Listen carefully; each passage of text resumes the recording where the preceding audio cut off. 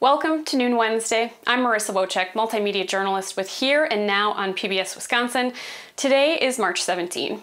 Wisconsin has officially surpassed the 2 million mark of number of COVID-19 vaccines distributed throughout the state. However, that's only just over 20% of the population, and there are still hurdles ahead as more groups become eligible on the hunt to find a vaccine. So for more on new eligibility and these vaccine hunters, Bram Sable-Smith, investigative reporter for Wisconsin Public Radio and the Wisconsin Center for Investigative Journalism, joins us today. And Bram, thanks so much. You recently chronicled the journey of different Wisconsin residents searching for a vaccine. What were some of the hurdles that they were encountering? Yeah, well, there's these vaccine interest forms that I've filled out with my healthcare provider. I filled out in the county where I live, and that's kind of been the guidance for people to fill out these interest forms and then just kind of wait, and we'll contact you when you're ready for an appointment when we have availability.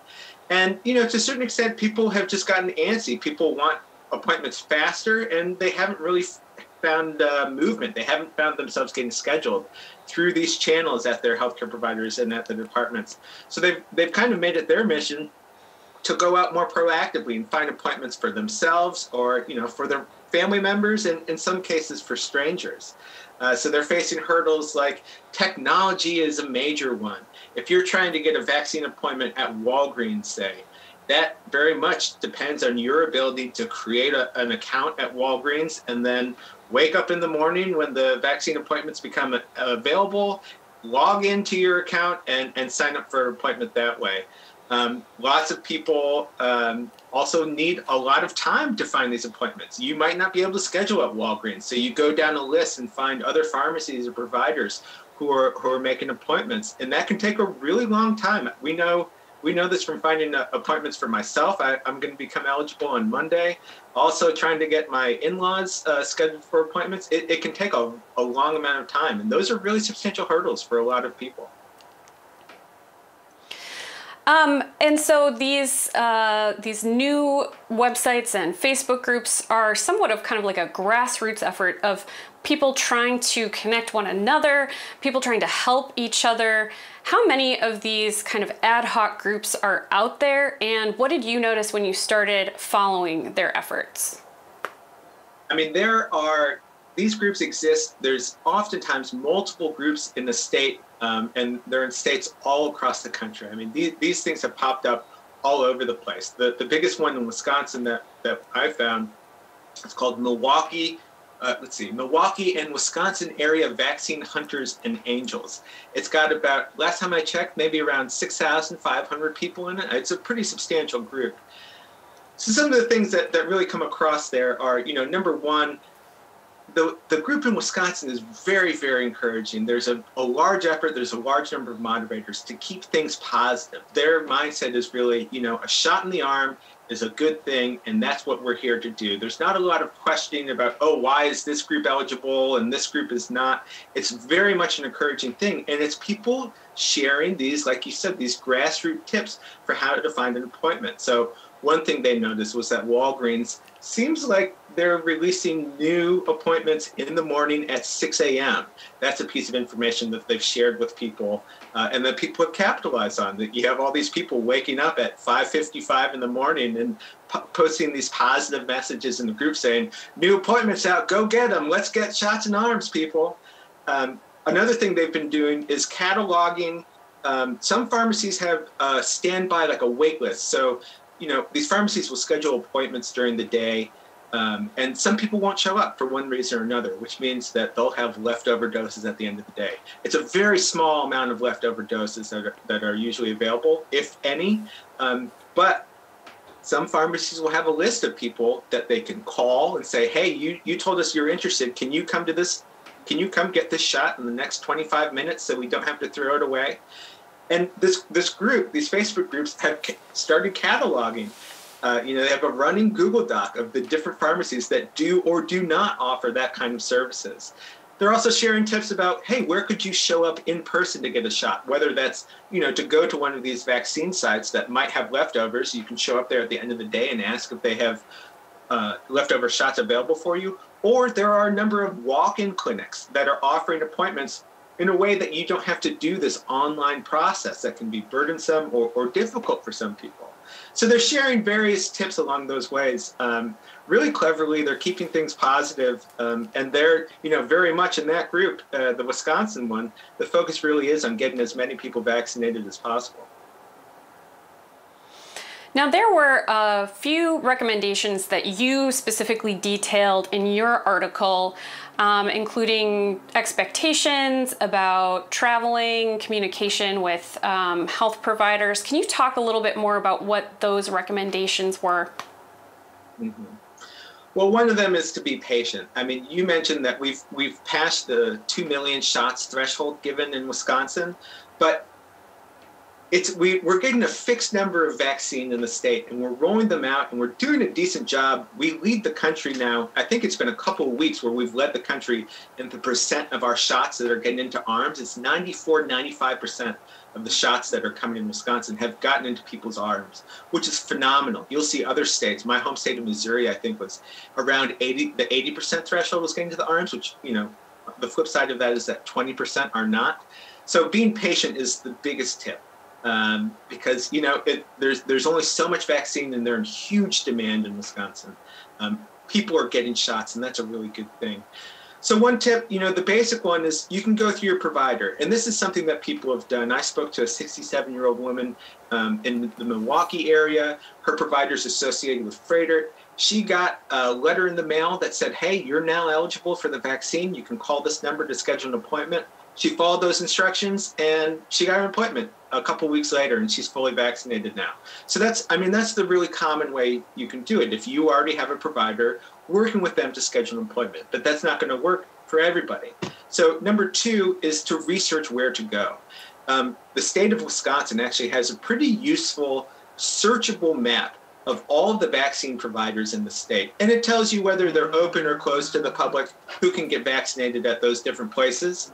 It's a pretty useful tool, and there's often websites and phone numbers you can call there. And you can search that by county. If you're in Dane County and you want to find an appointment in Dane County, you can do that, and you can see the providers there. Or if you're somewhere else, or you're willing to go somewhere else, you can search for providers elsewhere. So that's maybe tip number 3, is being willing to travel. I spoke to an essential non-frontline healthcare worker, I think is the provision. This is a group that became eligible for vaccination in Wisconsin on March 1st. People who work in the healthcare industry but aren't necessarily doing the frontline direct patient care, but nonetheless are essential to the healthcare industry. I spoke to a guy in Madison who's in that group. He tried for 3 days to schedule an appointment in Madison. He found the tips, he was waking up, trying to schedule appointments at Walgreens at 6 in the morning. It just wasn't working in Madison. But he's from Beaver Dam, and on the 4th day, his dog was waking him up, begging to go outside. And in that kind of like haze, the early morning haze where he's not quite awake, he just had the realization, I could try to schedule an appointment in Beaver Dam. He went online and booked it in one try. So being willing to travel, if you're able to, that's a decent tip that's been working for people. A 4th tip is to ask about these leftover doses. Some pharmacies or some vaccination sites are doing these kinds of lists. Some aren't, but it can't hurt to ask, to call, or to even show up. People have had success just showing up at a vaccination site towards the end of the day and saying, "Hey, you got any leftover doses I could get?" And then the final tip there was to see if you can find a walk-in clinic.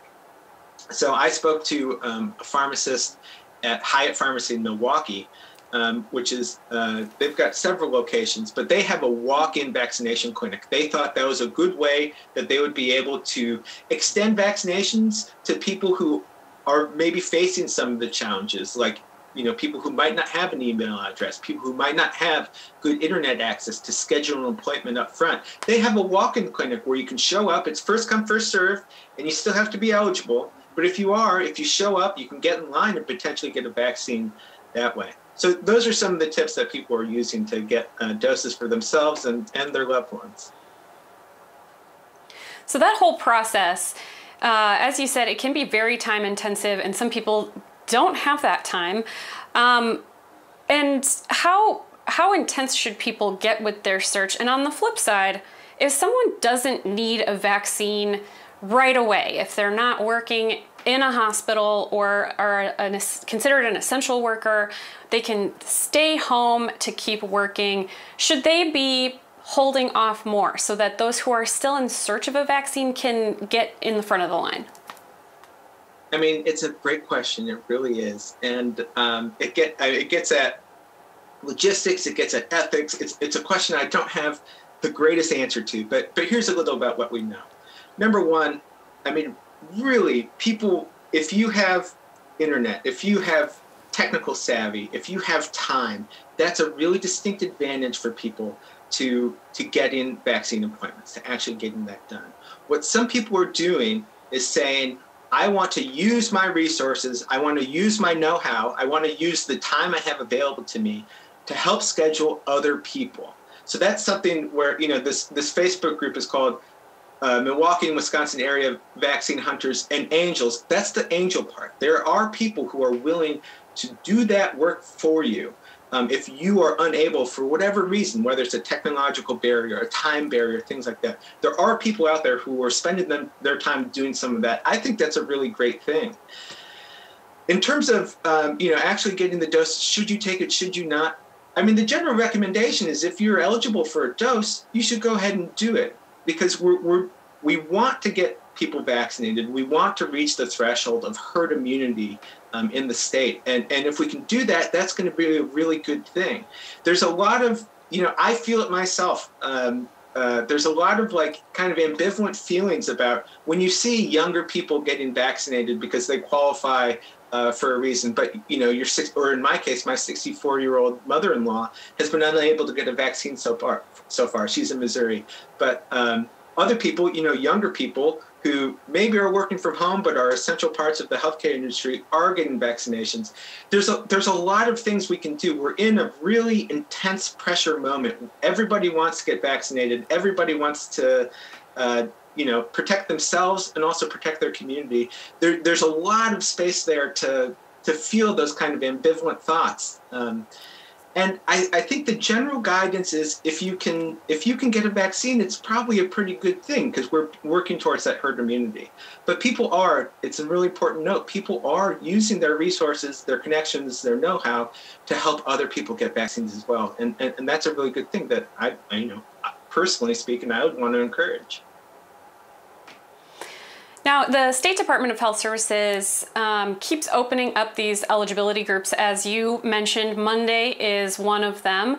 People with chronic health conditions, certain health conditions that are over the age of 16 will now be eligible, or will, starting Monday, be eligible for the vaccine. But after that, DHS is roughly estimating May 1st. They may change that date to open it up to the general population. Is the state opening up these eligibility groups too fast? And is the demand far outpacing the supply? Right. This is where we need to look at the percent of vaccine doses used. Wisconsin, it's been consistent. We're leading the country. We're 95% of our doses are being used.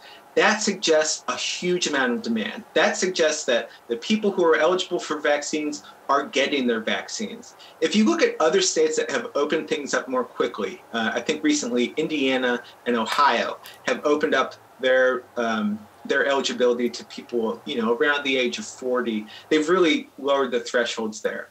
But if you look at the percent of their doses that they've used, they're at 80 to 85%. So that means that 15 to 20% of the doses they have in those states are not getting into their arms. So it makes sense to extend to open up eligibility so that you can get more shots into arms in those places. Right now, we have huge demand. So I've actually, frankly, been a little surprised they moved up the eligibility for the group that was initially going to be, the group with people with certain health conditions that was initially going to be eligible on March 29th, now eligible a week earlier, March 22nd. I've been a little surprised about that, but I think it says something. If you listen to what the state said when they made that announcement, what the governor said, it says something about the supply, an optimism about the supply of doses that we're having. So, I've been surprised with how quickly we've been opening up, considering how much demand there is in the state. But I think, frankly, that's a good thing. And pledging to make everybody eligible by May 1st, and it seems the state officials are optimistic that could happen even sooner. I think that's a great thing. Yesterday, Milwaukee opened up eligibility to specific zip codes based on the CDC's Social Vulnerability Index. And it was just announced again that the Monday start date for people with chronic health conditions can be opened up. With that, it can be hard to keep up and keep track, as Monday's date was actually moved up a week than originally planned. So how does someone know for sure where they fall? And are there negative consequences to getting a vaccine when you weren't technically eligible yet? Yeah, one more to throw in there with you is that restaurant workers became eligible basically right away earlier this week. So yeah, it changes quickly. Eligibility is happening rapidly. The state is doing a decent job, I think, of making those announcements, getting that out through the media, and importantly, updating their website. If you go to Wisconsin's, to the Department of Health's vaccination websites, they're doing a really decent job of updating who's eligible now and also the next groups that will be eligible and when they will be eligible. They're trying to keep that information up to date. They're doing a pretty good job with that. But there are issues there. So, you know, I'm a type 1 diabetic. I'm in the group that was going to be eligible March 29th that then became eligible a week earlier. And, you know, as soon as that information came out, we were on the phone, my wife and I, trying to schedule an appointment for me. And the vaccination sites weren't aware of that change yet. You know, we were ahead of the news cycle. So, but this was just happening yesterday, you know, and today the news is out that they are starting to schedule this group, this 1C group, it's called. So, you know, there are logistical hurdles there, but I think we're doing a pretty decent job. You can look for the information. The state is doing a really decent job of keeping that information updated for the public so you can go and search it. And in terms of getting vaccine appointments, if you don't qualify yet, I mean, a lot of what we're seeing is that we're on the honor system. If you talk to vaccination sites, you know, there's some hesitancy about really trying. It's not their job to police whether you're eligible or not. They're going to ask for certain documentation to show that you're in that group. Maybe it's a pay stub from your employer to show that you are in fact eligible in one of those groups. Maybe it's, you know, something about your chronic condition. They're going to ask for that documentation, but ultimately, the vaccination sites I've talked to say it's not their responsibility. They don't want to be in the position of policing that. So it really is on the honor system. It's on us to kind of wait our turn to make sure that other people are getting their doses who are eligible. And, you know, once again, 95% of our doses are getting into arms, which means that need is out there. We're not wasting a huge amount, or we're not sitting on a huge amount of vaccines. The people who are eligible and who want it are getting it.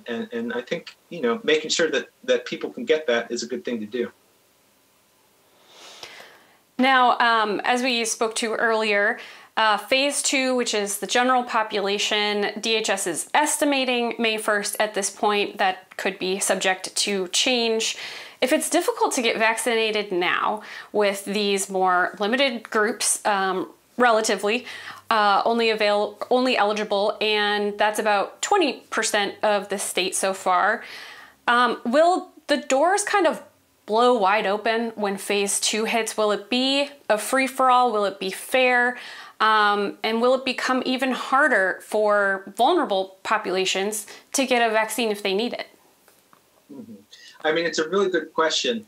So, to a certain extent, I think you could say that the gates are really blowing open on Monday because of the body mass index that the state requires. The threshold of body mass index that makes you eligible for a vaccine is pretty low in Wisconsin. I believe it's a BMI of 25, whereas in Missouri, my home state where my in-laws are, it's a BMI of 40, which is a significant difference. So to a certain extent, I think the gates are blowing open now, but the state is aware of that. The state is aware of their eligibility requirements. And if they're opening up the the category a week early, even though they know so many people would potentially qualify, I think that suggests that they're optimistic about their vaccine supply.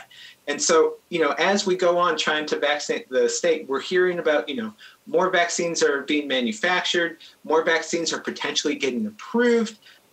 There's some optimism about the vaccine supply, so I don't necessarily think it's going to be any more difficult to schedule an appointment. I might be wrong here, and maybe I'll eat crow, but I don't think it's necessarily going to be more difficult come April to schedule an appointment once the general population becomes eligible than it's going to be on Monday. Hopefully, that's given enough time for these vaccination sites to figure out the logistics, to figure out online programming, online scheduling, to figure out, okay, maybe we do need walk-in clinics, or figure out, oh, we need these pop-up clinics or these mass vaccination sites. It's going to give more time for those things to kind of work out the kinks. And hopefully, it sounds like we're optimistic the supply will then be there to really get the whole population vaccinated. All right, we need to leave it there. Lots of really great information. Bram Sable-Smith, thank you so much, and good luck to you on Monday getting your vaccine. Pleasure. Thank you for having me. Thanks so much. For more from Here and Now and PBS Wisconsin, you can visit pbswisconsin.org, and thank you so much for joining us on Noon Wednesday.